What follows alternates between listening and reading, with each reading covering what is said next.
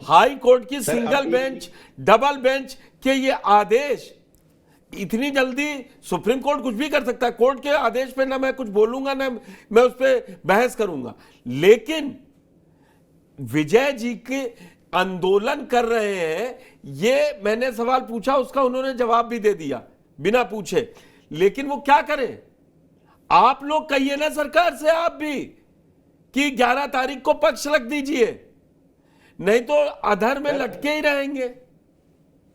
Sir एक minute sir, problem यह है कि सरकार जब अपना पक्ष रख रही है, सरकार ऑलरेडी एक बार जा चुकी है, एक बार नहीं सर 2 बार गई है, हर बार वहां पे विपक्षी की तरफ से या जिसकी भी तरफ से, क्योंकि सर हम लोग देखिए स्कूल में रहते हैं तो नॉर्मली हम लोग को पता नहीं वहां पे डेट मांग ली जाती है, जैसा पता चला है सर। तो विजय जी आप लोग डेट मांग ले रहे हैं और वो कह रहे हैं कि ऐसा। सर एक मिनट देखिए मैं नहीं चाहता कि ये कॉमेडी शो हो जाए। अभी मैं अक्षय भाई को सुनना चाहता हूँ, मेरी बारी जब आएगी तो मैं सारे सवाल में नोट कर रहा हूँ। बिल्कुल विजय भैया सुनिए मेरी बात भी, मैं यही कह रहा हूँ सर। देखिए, और जैसा आपने कहा सर कि हम लोग अधर में हैं, सर अधर में हम लोग थे, लेकिन जब सर्वोज पटेल जो हमारा विधानसभा है, वहां से हमारे नेता सदन जो मुख्यमंत्री जी हैं, जब उन्होंने हमें ये कह दिया कि यहाँ पे जो भी नियुक्ति हुई है, जो भी भर्ती हुई है, पूरी पारदर्शिता से है, तो हम लोग सर कहीं से भी अधर में नहीं। और आप यकीन करिए सर, सुप्रीम कोर्ट भी जब हम लोग जा रहे हैं तो वहां पे भी हम लोग इस मैटर को जीत कर ही आएंगे, ऐसी कोई बात नहीं। वो तो बार बार इन लोगों की तरफ से डेट ले ली जा रही है, चाहे जिसकी तरफ से। सर मैं डायरेक्टली भैया को काउंटर नहीं कर रहा हूं, मेरे कहने का मतलब सिर्फ ये है सर कि वहां पे क्यों डेट लग रही है, सुप्रीम कोर्ट का क्या प्रोसेस है सर, मैं तो कभी आज तक जा नहीं पाया हूं सर। और सर तो वहां पे क्यों ऐसा डेट लग रहा है? जिनकी मैंने बाइट चलाई अपने अभी रिपोर्ट में, जादौन वो भी याचिका करता है और दूसरे वाले भी याचिका करता ही है ना, सुप्रीम कोर्ट में है। तो ऐसा थोड़ी ना कि बाद में बात ही नहीं होती कि किसने ली। विजय ने छुट्टी मांग रहे हैं कि जैनेन जी की सरकार कह रही कि अभी सचिव जी बीमार है और अशोक यादव जी को तो जिधर से मिल गया उसके साथ खड़े हो लेंगे। जो फैसला आएगा उस पर देखा जाएगा। आपको इंटरप्ट करके मैं सॉरी सर फॉर इंटरप्शन, लेकिन सर देखिए क्या है ना कि सरकार जो है वो डायरेक्टली डाइस पे अपना जवाब देती है, तो वो हमारे या विजय भैया के एक दबाव डालने से नहीं जाएगी। सरकार कब जा रही है, सरकार का ठीक बात है, ये बात आपकी ठीक है, ये बात ठीक है। अशोक जी आप भी अभिषेक श्रीवास्तव वाली लाइन पे चले, समाजवादी पार्टी जो ज्यादा ठीक रहे, कि सरकार जो कह देगी वही हम मान लेंगे। भाई आप लोग ने कई चीजों का मैं नाम नहीं लूंगा, ना हिंदू मुसलमान करूंगा। अब आप लोग कहते हैं ना अयोध्या मंदिर बना तो भाजपा थोड़ी ना बनवाया, कोर्ट ने बनवाया। अभी तक आप कह रहे हैं कि जब आपको डिबेट में कहीं भाजपा को घेरना होता है तो 69,000 में पिछड़ों का हक मार रहे हैं, पिछड़ों का हक मार रहे हैं। कल को सुप्रीम कोर्ट का आदेश आ जाए तो कहिएगा कोई हक नहीं मार रही थी और राजनीति करेंगे पीडीए की। ऐसा थोड़ी ना चलेगा, इस समय तो सबसे ज्यादा जरूरत है। देखिए पुष्कर जी, सुप्रीम कोर्ट के आदेश के खिलाफ कोई वक्तव्य देना, मुझे नहीं लगता कि कोई दल इसमें इन्वॉल्व होगा कि सुप्रीम कोर्ट के आदेश के खिलाफ कोई वक्तव्य देगा। अरे तो अभी तो आदेश आया नहीं है, तब तो कर लीजिए कुछ।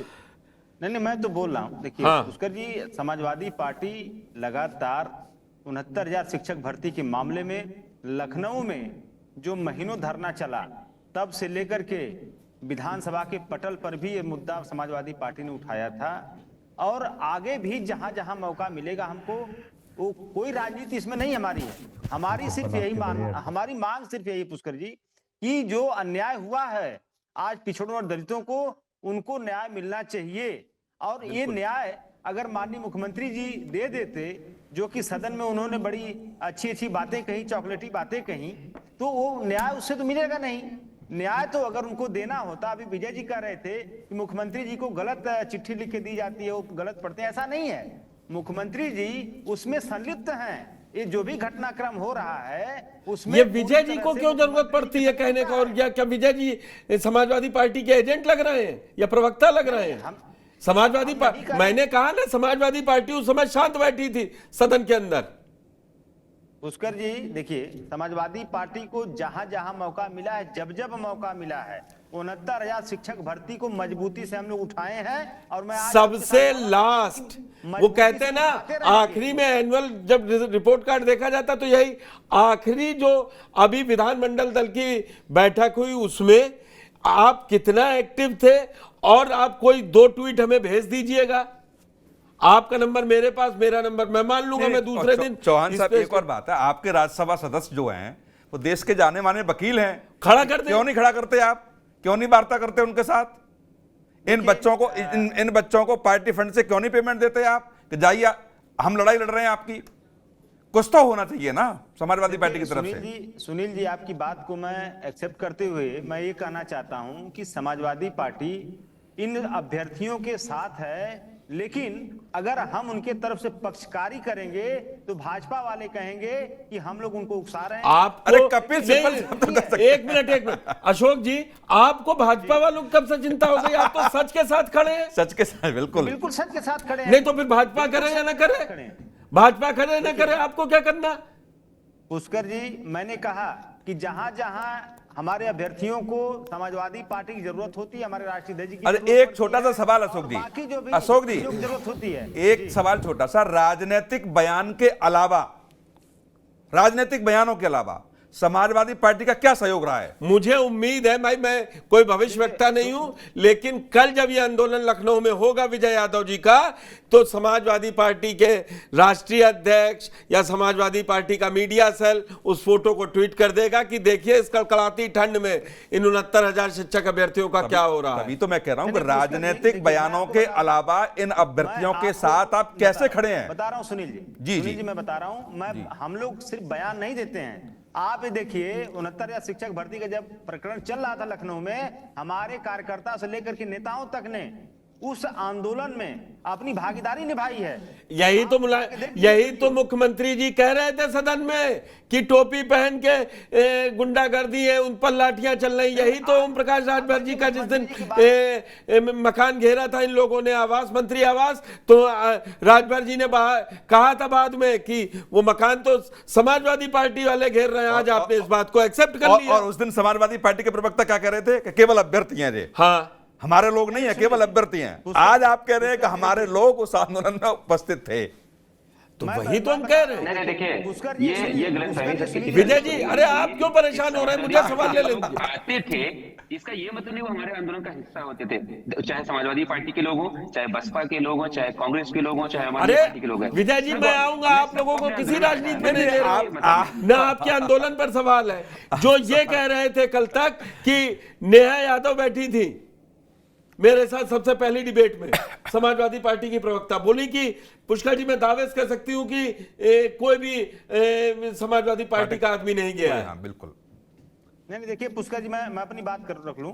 देखिए जब वहां पे लखनऊ में जब आंदोलन चल रहा था तो समाजवादी पार्टी उन अभ्यर्थियों के साथ कंधे से कंधा मिलाकर खड़ी थी। न सिर्फ उन अभ्यर्थियों के साथ, जिसके साथ अन्याय हो रहा है उसके साथ समाजवादी पार्टी कंधे से कंधे मिला के खड़ी है। इस बात को हम स्वीकार कर रहे हैं कि जिनके साथ अन्याय हो रहा है प्रदेश में, चाहे वो 69,000 शिक्षक भर्ती के लोग हों, चाहे जितने भी हमारे अभ्यर्थी वर्ग हो किसी भी समाज के, उनके साथ अगर अन्याय हो रहा है तो हम लोग खड़े हैं। और दूसरी बात मैं कहना चाहूंगा, जो आपने सवाल खड़ा किया कि कुंभ को लेकर के वहां पे हमारे 69,000 शिक्षक भर्ती के लोग आंदोलन क्यों कर रहे हैं। देखिए मैंने सवाल कौन सा खड़ा किया? उद्देश्य है, आप बताइए ना। एक मिनट मैं जवाब दे दूं कम से कम अपनी बात। तो मैंने कौन सा कुंभ पे सवाल खड़ा किया? मैंने ये लिखा है 69,000 शिक्षकों का घमासान, भर्ती के लिए कुंभ में आंदोलन, आगे विस्मय मोदक चिन्ह है। इसमें मैंने कहा कि ये कुंभ में बदमाशी करने जा रहे हैं, जो आप भड़का रहे हैं उनको।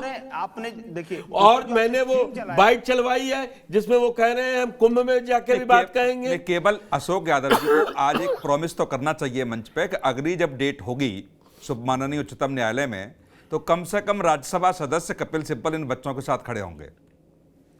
देखिए सुनील जी, मैं आपको बताऊं, ज्यादा नहीं थोड़ा समय लूंगा कि जब योगी सरकार सनातन एकता, हिंदू एकता की बात कुंभ के माध्यम से, कुंभ को एक राजनीति का अखाड़ा जो बना दी है, उसमें कम से कम ये लोगों को संज्ञान में आना चाहिए कि जो सनातन एकता और हिंदू एकता की बात योगी सरकार करती है, उसमें इस प्रदेश और देश के पिछड़े दलित नहीं है।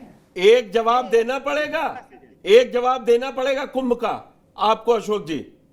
फिर वहां मुलायम सिंह की मूर्ति लगा के पीडीए का भगवान क्यों बता रहे हैं कि आते जाइए पीडीए के भगवान के दर्शन करते जाइए? आपको सियासत नहीं दिखाई दे रही वहां? जब कुंभ धार्मिक आयोजन है तो उसमें करने दीजिए, आप भी नहाइए, सबको नहाने दीजिए। क्यों बता रहे हैं बाहर कहीं लगा लेते? हर गांव में आप लगाइए, मुझे उससे कोई चिंता नहीं है, ना मुझे उससे कोई दर्द है। अगर भाजपा को हिंदू दिखाई दे रहा है तो आपको भी तो वही पीडीए दिखाई दे रहा है कि ये भगवान है। सियासत है, इसको मानिए अशोक जी। देखिए भगवान से लोग क्या मांगते हैं? भगवान से लोग यही मांगते हैं, यही याचना करते हैं, भगवान हमारे बच्चों का, हमारे परिवार का जीवन सुखी हो जाए। लेकिन अगर लाखों करोड़ों लोग के जीवन को अगर सुरक्षित और सुनहरा बनाने काम अगर नेताजी ने किया है, श्रद्धेय नेताजी ने, तो उनको पीडीए तो कुंभ में फोटो, कुंभ में मूर्ति लगवा देंगे, धार्मिक आयोजन में आप मूर्ति लगवा देंगे।